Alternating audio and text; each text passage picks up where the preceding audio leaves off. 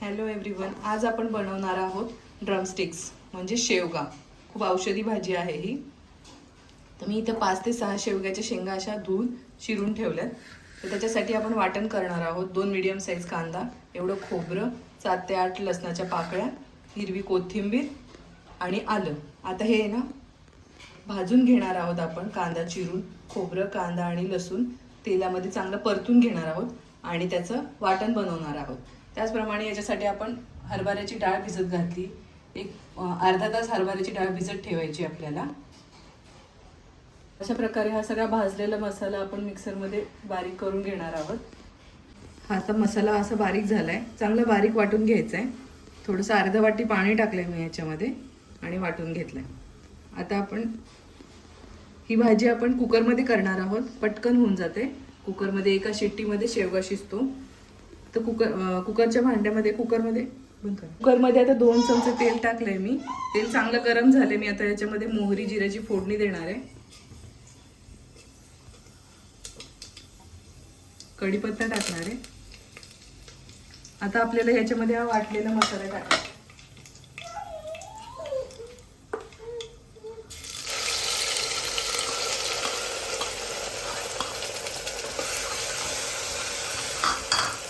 आपण याच्यामध्ये हळद टाकणार आहोत. त्याचबरोबर हे घरी केलेला काळा मसाला आहे. आपला घरचा मसाला जसा तिखट असेल त्यानुसार याची क्वांटिटी घ्यायची आपण. हा मसाला तिखट असल्यामुळे मी 1 चमचा घेते. आता हे चांगलं परतून घ्यायचं तेल सुटेपर्यंत.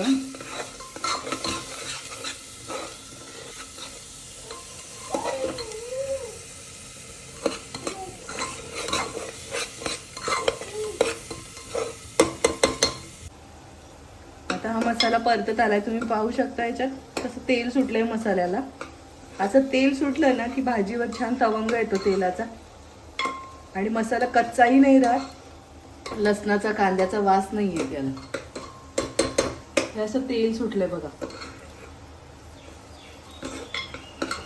आता याच्यामध्ये आपण हे शेवग्याच्या शेंगा टाकणार आहोत.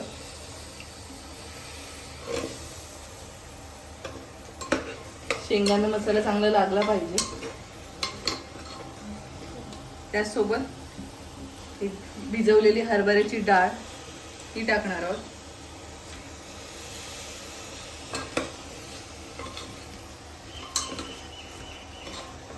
एक मिनिटासाठी चांगलं परतून घ्यायचं. शेंगांच्या आतमध्ये मसाला चांगला जातो.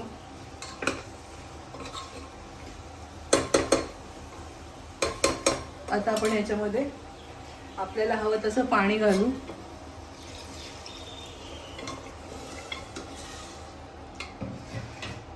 अजून थोडं पाणी लागणार.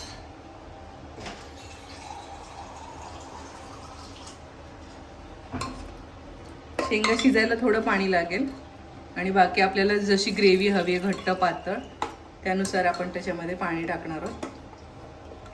आता मी याच्यामध्ये चवीपुरतं मीठ टाकणार आहे.